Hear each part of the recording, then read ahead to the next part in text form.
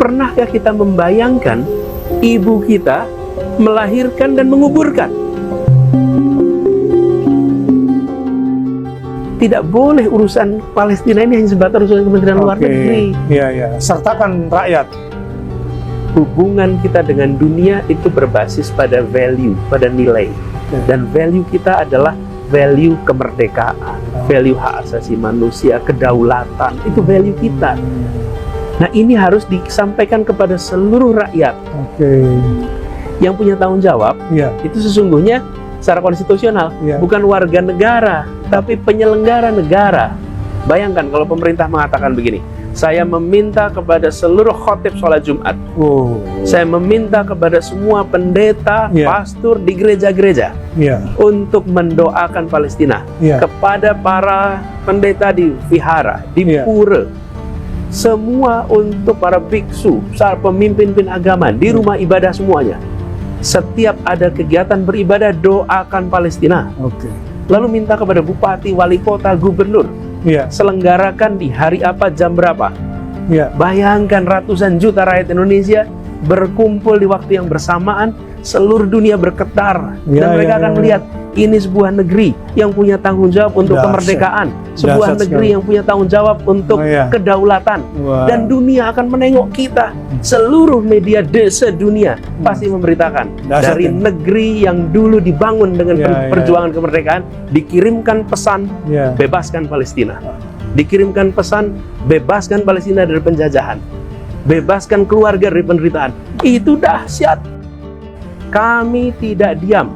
Saudara-saudara, kami tidak bisa kirim tentara ke sana. Karena ada aturan-aturan konvensi internasional, hukum internasional. Tapi kami gerakkan seluruh rakyat Indonesia dan biarkan dunia melihat. Biarkan kita dicatat dalam perjuangan Palestina. Coba ketika kita merdeka, Imam Palestina, Mufti Palestina datang ke sini, kami mengakui kemerdekaan Indonesia. Delegasi Indonesia dipimpin Agus Salim. Waktu itu ada Air Baswedan, ada Nasir Pamuncak. Dan Mesir menjadi negara pertama yang mengakui kemerdekaan Indonesia. Itu semua dicatat dalam sejarah. Ini ada peristiwa sebesar ini. Apa sih? Puluhan anak-anak meninggal, menjadi ratusan, menjadi ribuan. Anak-anak di mana-mana yang namanya anak itu menguburkan ibu, umumnya begitu. Kalau di Palestina, ibu menguburkan anaknya. Ibu-ibu se-Indonesia, doakan ibu-ibu Palestina. Mereka tidak pernah membayangkan menguburkan anak yang mereka lahirkan. Bagaimana ayah-ayahnya mengazani anak yang dilahirkan dan mengazani anak itu di makamnya. Itu akan membuat kita punya perasaan, inilah saudara kita. Jadi saya melihat kejadian di Palestina ini menyakitkan, dan makin menyakitkan ketika kita ini diam, dan makin menyakitkan ketika kita ini diam.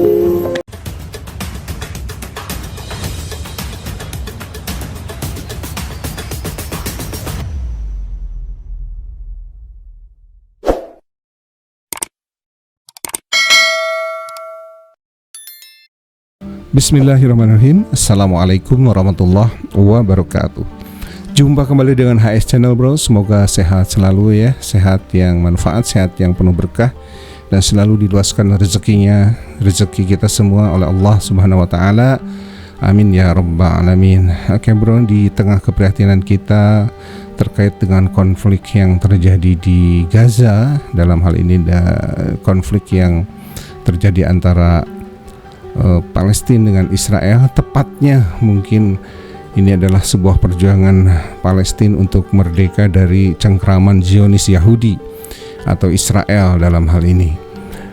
Kita selalu sama-sama senantiasa berdoa di saat yang kita miliki untuk perjuangan Palestina. Semoga Allah memberikan kekuatan, semoga Allah memberikan kemenangan, dan semampu yang kita miliki kita salurkan bantuan yang nyata kepada perjuangan Palestina dengan bergabung dengan beberapa lembaga yang menyalurkan bantuan ke Palestina, mulai dari lembaga pemerintah ataupun lembaga swasta yang terpercaya atau yang punya perwakilan langsung di Gaza atau di Palestina.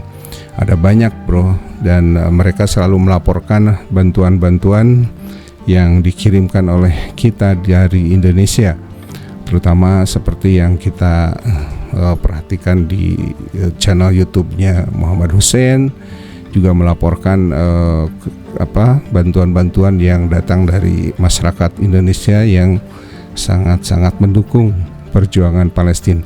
Dalam hal ini juga Capres Anies Baswedan termasuk adalah capres yang sangat memperhatikan konflik atau perjuangan Palestina, seperti halnya para pendahulunya dulu, misalnya Pak Soekarno sendiri. Presiden Soekarno jelas menyatakan bahwa negara kita menjadi negara terdepan untuk perjuangan Palestina.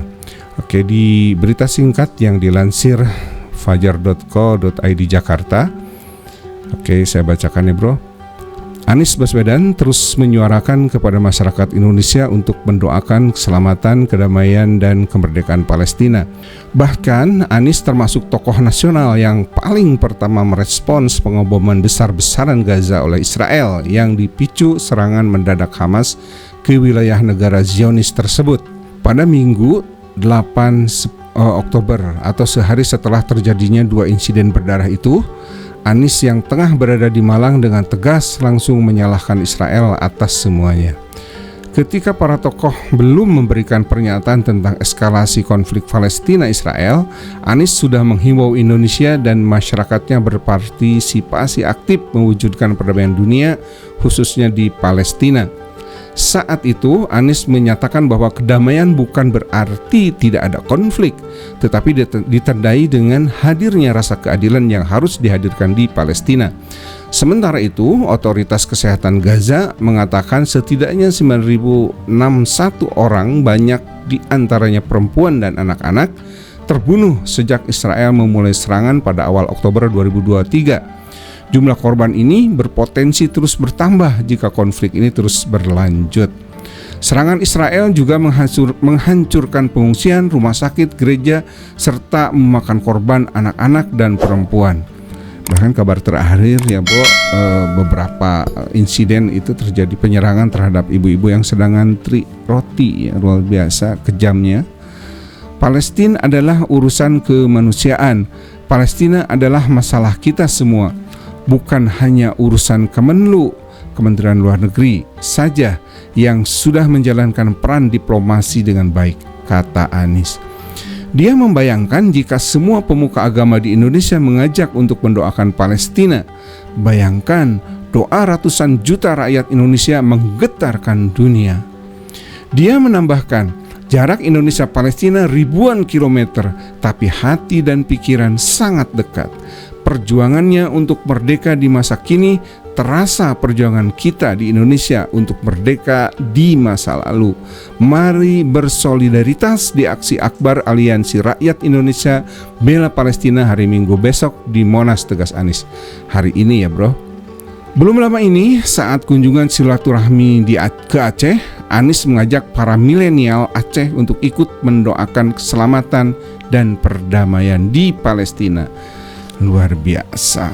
Tentu adalah sebuah dukungan moral ya yang dilakukan oleh Capres Anies Baswedan yang juga diklaim sebagai salah satu tokoh atau paling pertama yang menyatakan dengan tegas keprihatinannya terhadap konflik di Palestina, yang kemudian juga diikuti oleh dua capres yang lain, yaitu Pak Prabowo dan Pak Ganjar, menyampaikan yang terkait dengan keprihatinannya dengan Palestina. Hanya saja barangkali berbeda penekanannya ya, dan kita lihat bahwa apa yang disampaikan Pak Anies itu lebih real. Jadi mengajak seluruh elemen masyarakat untuk berdoa, memanjatkan doa secara khusus untuk saudara-saudara kita yang ada di Palestina. Tentu saja ini adalah merupakan sebuah hal positif yang dilakukan oleh Capres Anies Baswedan, dan mengingat bahwa para pendukung fanatiknya juga luar biasa pada setiap kunjungan Anies Baswedan itu disambut dengan luar biasa oleh para pendukung fanatiknya, dan diharapkan himbauan doa ini didengar oleh semua dan dilakukan langkah nyata, baik mulai dari berdoa sampai mengirimkan atau menyalurkan bantuan menitipkan kepada lembaga-lembaga yang menyalurkan bantuan untuk Palestina, terutama yang dalam kondisi darurat sekarang seperti makanan, selimut, tenda dan lain-lain. Luar biasa, semoga ini menjadi sebuah tazkirah buat kita juga, sehingga kita tidak seolah-olah bahkan jauhlah dari sifat julid ya terhadap Palestina ini. Yang saya perhatikan di beberapa postingan Twitter atau X juga ada beberapa yang negatif ya, yang julid kesannya seperti itu. Nah, mudah-mudahan kita tidak tergolong yang dikatakan tadi ya, julid. Kita akan terus mendukung perjuangan Palestina seperti halnya para pendahulu kita dulu mendukung kemerdekaan Palestina. Tentu saja hal ini bukan karena alasan agama semata, karena di Palestina itu tidak semua beragama Islam atau tidak semua Muslim. Tapi ini adalah untuk bangsa Palestina, tentu di dalamnya ada yang beragama Islam, beragama selain Islam.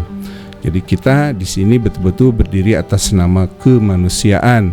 Mudah-mudahan sebagai Muslim tentu kita menyadari bahwa menolong sesama adalah sebuah perbuatan yang baik dan sebuah amal, dan mudah-mudahan diterima sebagai sebuah amal soleh oleh Allah Subhanahu Wa Taala.